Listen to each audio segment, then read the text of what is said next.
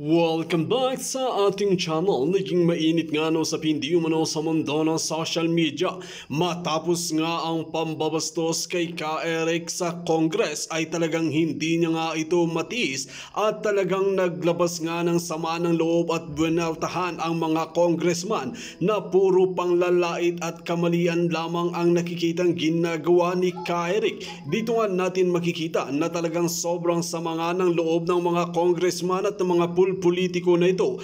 Isa pa sa sinasama ng loob nila ay talagang linalabas kasi ni Ka Eric ang kanilang mga baho at talagang isinisiwalat ang katotohanan. Buwalta pa nga ni Ka Eric, hindi naman masama na magbigay siya ng pahayag at hindi nga masama na magbigay siya ng mga komento at magtanong at hindi naman ito bawal dahil trabaho nila. Dito nga lang daw natin makikita na talagang guilty ang mga politiko na ito, lalong-lalo na si Romualdez Tambaloslos na ito na talagang gumagamit mga sila ng kapangyarihan at pera para lamang mapabagsak si Ka Eric. Kaya naman hindi nga ito magpapatinag sa mga Tambaloslos na ito matapos nga ang pambabastos sa Kongreso ay talagang hindi niya nga matiis at hindi niya nga masikmura kung gaano nga ba talaga kaganib sa kapangyarihan ang mga tukmol at mga politiko na ito na talagang tumatanggap pa sila ng suhol kay Lisa Smugs at kay Kuting ng Norte. Dito natin makikita na gusto nilang pabagsakin ang mga mabubuting kalooban at gusto talaga nilang pabagsakin ang nagsisiwalat sa kanilang mga baho. Kaya naman talagang inaasikaso na si Ka Eric. Well mga kaibigan, para nga sa karagdagang impormasyon, panoorin nga natin ang matinding banat ni Ka Eric at panoorin natin ang buong video. At kung bago ka lamang sa aking channel, huwag kalimutan i-click ang subscribe button at notification bell para lagi kang updated sa ating mga bagong video. At para sa sulit viewers natin dyan, maraming salamat sa walang sawang pagsuporta. Sa loob ng Kongreso, handa pa ako doon. Pero bago tayo mapunta doon, anong pinaghahandaan? Ito muna. Number 1. Sa ngayon buong Pilipinas nakatutok sa usapin ito. Ano bang masasabi nyo tungkol dito? Tama lang ba na magtigasan pa si Ka Eric, o hayaan na lang na magpapakulong siya? Malinaw po na na-violate ang aming constitutional right ni Ma'am Lorraine. Saligang batas po ang nagsasaad na may karapatan kaming magkaroon ng legal counsel. Korte man yan, o congressional investigation or hearing, we have the right to have a legal counsel to give us legal advice so that we can be properly guided sa aming mga karapatan.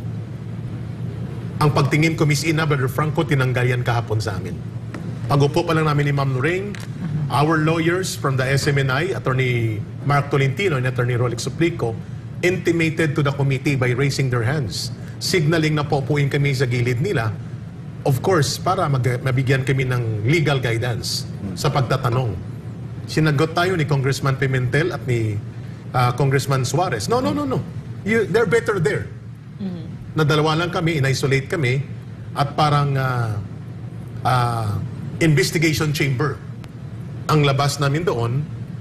At pagbungad pa lang ni Congressman Pimentel, sinabi niya, alam niyo ba na, Ka Eric, pwede kayong makontempt at makulong dito pag hindi kayo nagsabi ng totoo?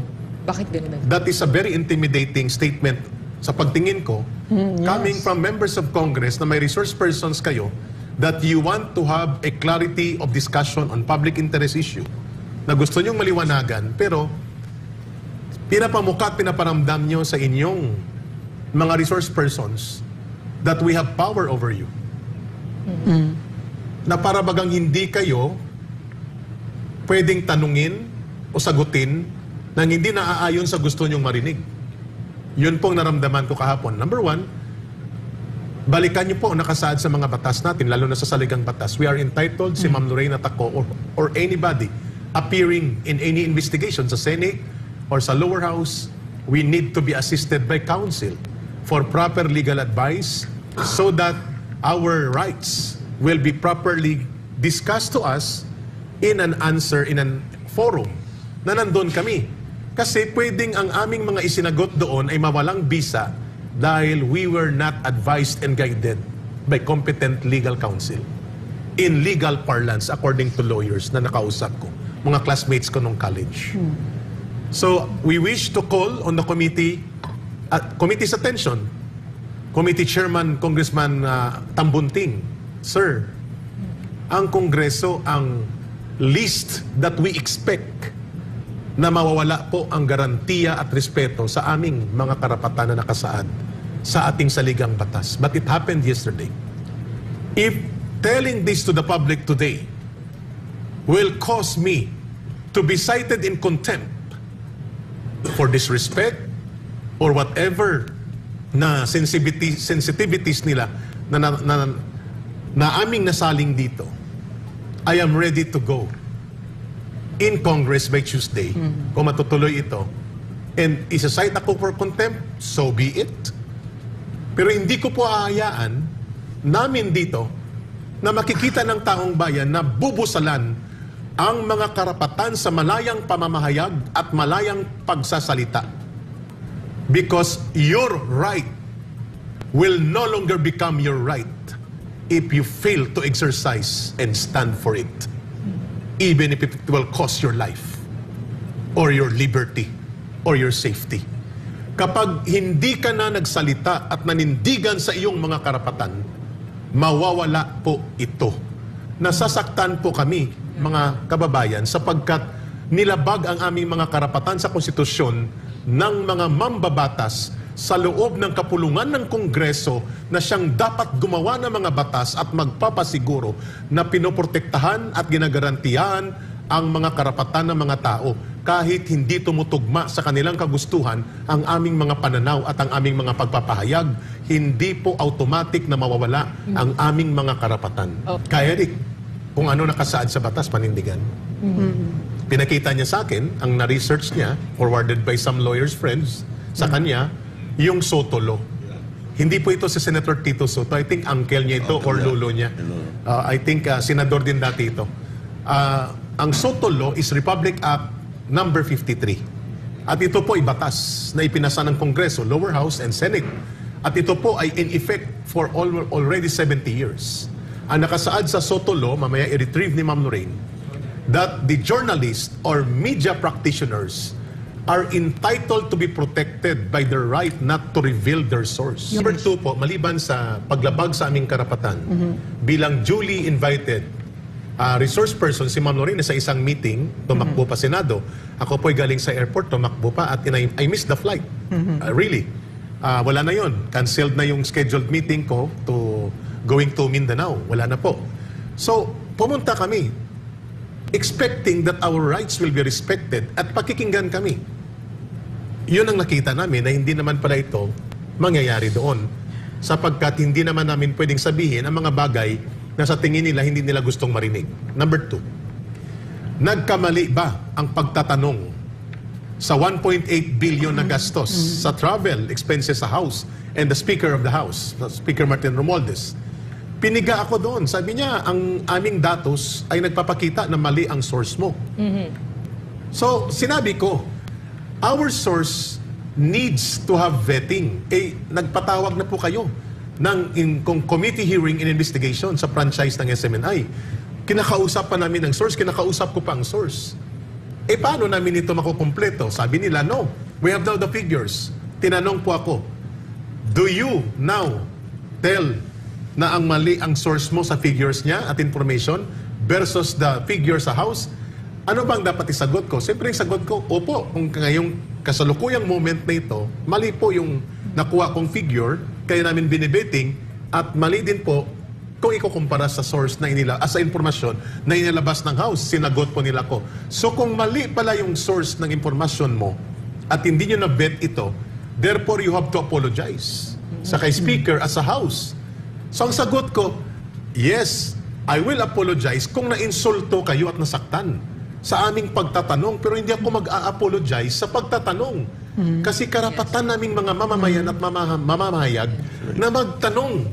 Tama man o hindi ang source, tumutugma man ang datos at figure sa source na nagbigay sa amin, o doon sa aktual realidad ng mga datos ninyo, ang karapatan sa pagtatanong ay hindi pwedeng labagin o supilin. Ang dapat na gawin ninyo na aksyon ay magpaliwanag kayo. Sapagkat kayo ay public officials. Correct.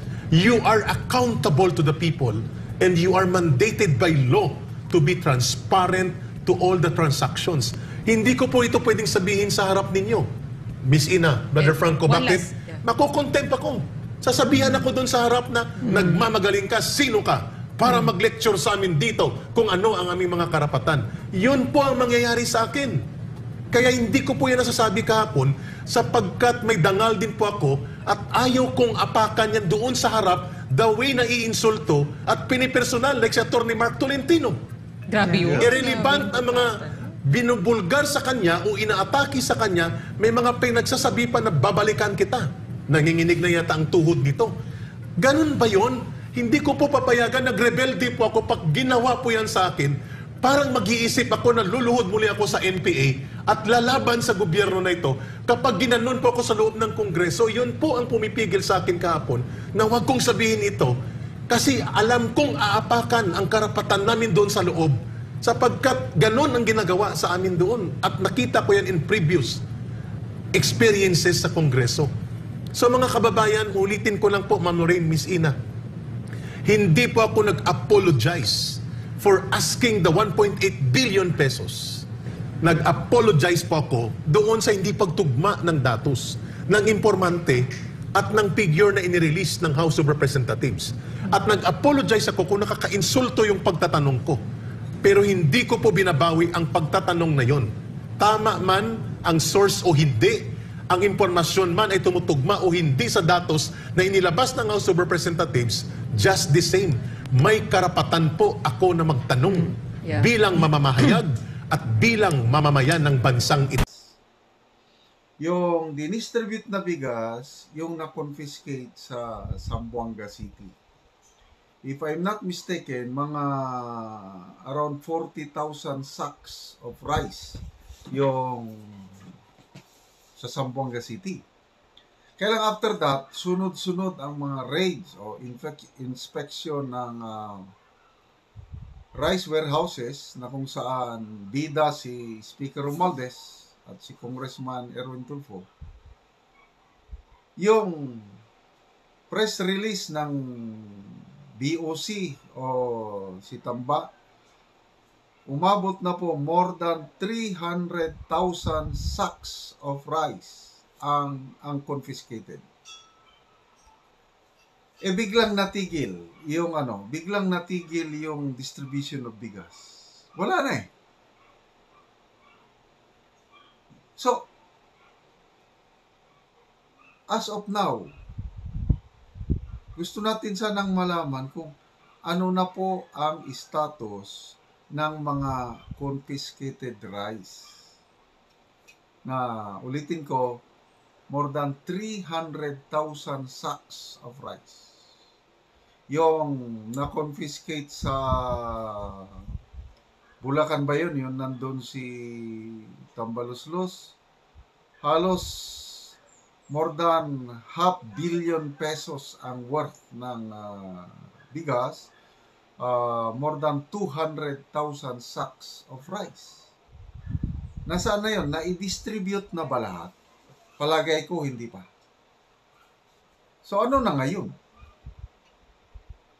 According to my source, na hindi ko mapangalanan na, alam niya ang pasikot-sikot sa Bureau of Customs and Department of Agriculture.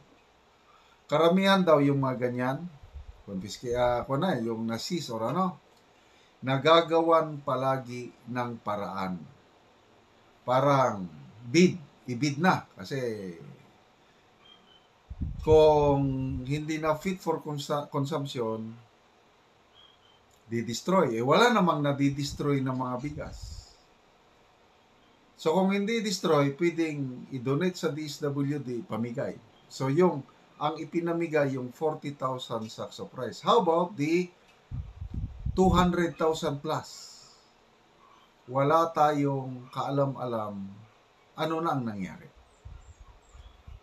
And according to my source, ibinibid, may bidding.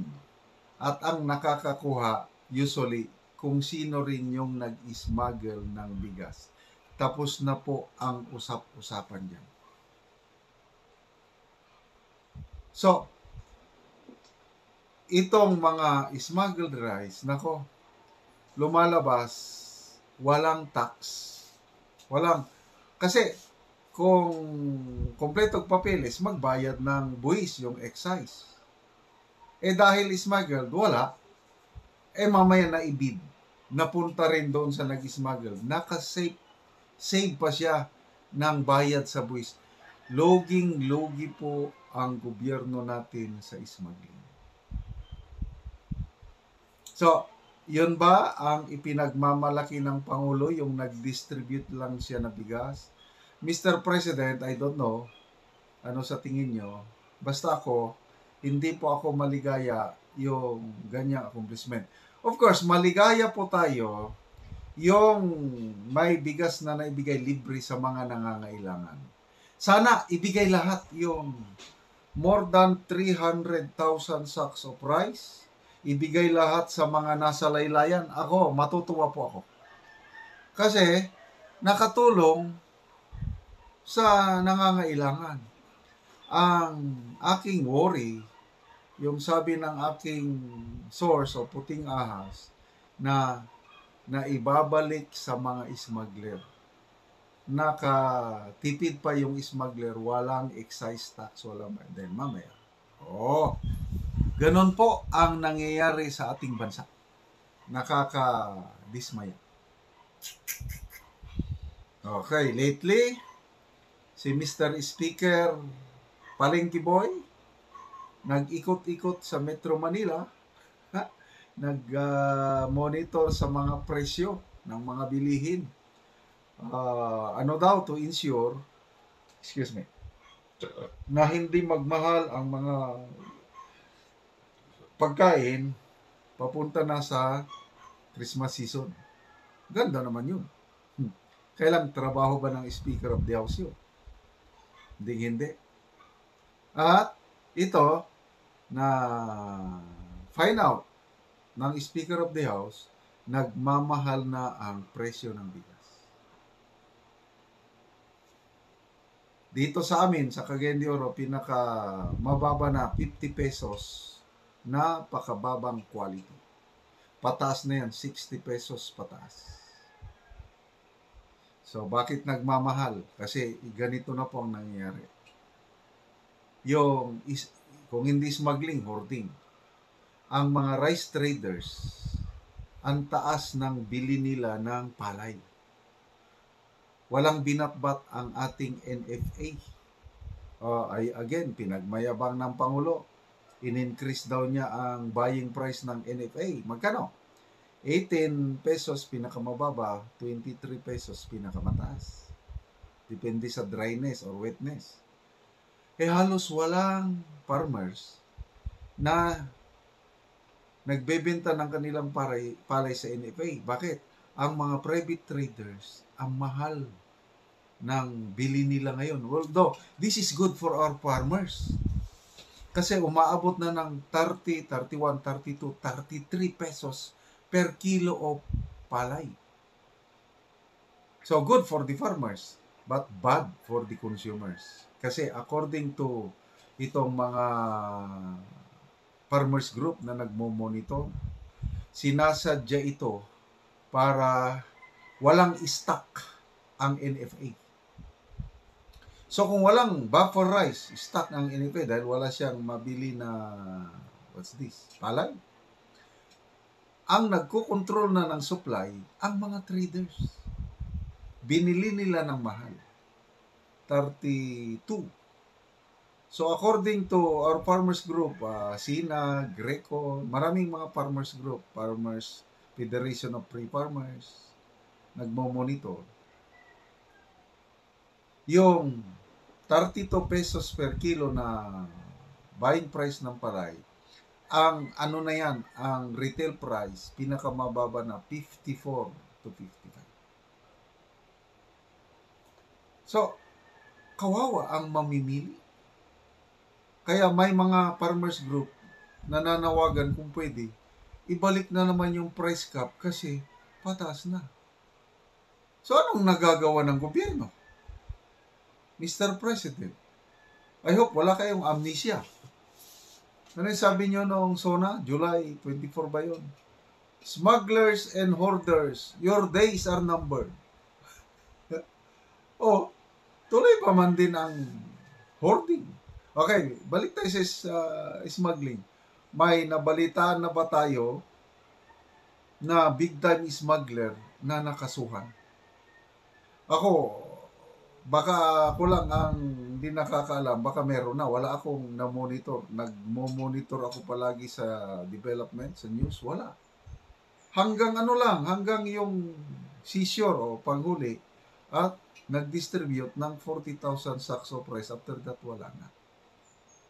So, Mr. President, kung totoo po ang inyong kampanya, tulungan ang mga Pilipino, mag-sample kayo. Anong sample na nag-distribute ng bigas? Hindi po yan ang kailangan naming sample. Ang sample, kasuhan, ikulong. Mga kababayan, ano sa tingin nyo? Kaya ba ng presidente magpakulong? Magkaso? I doubt so. Bakit? Yung boss ng mga alleged boss ng smuggler is special envoy to China.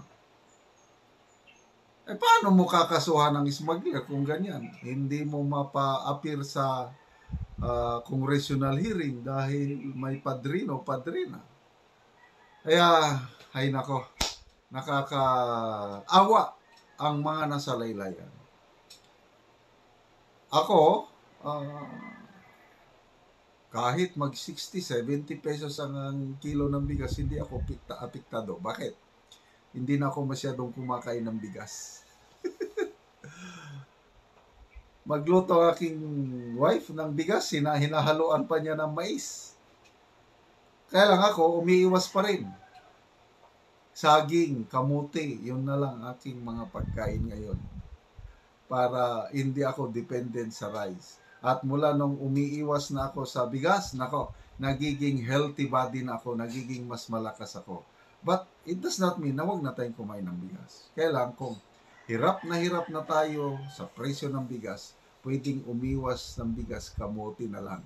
Magkano na bang kilo ng kamote? 25? Mahal na rin nata o mais. So, Mr. President, sana improve. Huwag lang magmayabang na nag-distribute kayo ng bigas. Hindi po yun ang kailangan ng taong bayan. Dito nga natin makikita mga kaibigan na talagang hindi nga nagpasindak si Ka Eric at binaltaan pa ang mga congressman na sobra ang pambabastos sa kanya nung siya ay pumunta sa kongreso. Dito nga natin makikita na talagang ginagamit nila ang kapangyarihan nila para lamang sa ikasasama ng isang tao. Kaya naman, kung kayo bang tatanungin mga kaibigan bilang isang angkor, masama bang magtanong sa kanilang mga ginagastos sa bansang Pilipinas? Unang-una nga sa lahat ay tayo ay membro ng bansang Pilipinas at nagbabayad din ng mga tax ang ating mga kababayang Pinoy, kaya naman hindi masama na magtanong talaga. Tama nga si Ka Eric na talagang hindi nga rin kinaya ng mga kongreso sa congressman ang mga banat at talagang talino ni Ka Eric. Well mga kaibigan, kung kayo ang tatanungin ano ang inyong mga opinion, just comment below sa ating comment section at ating pag-uusapan.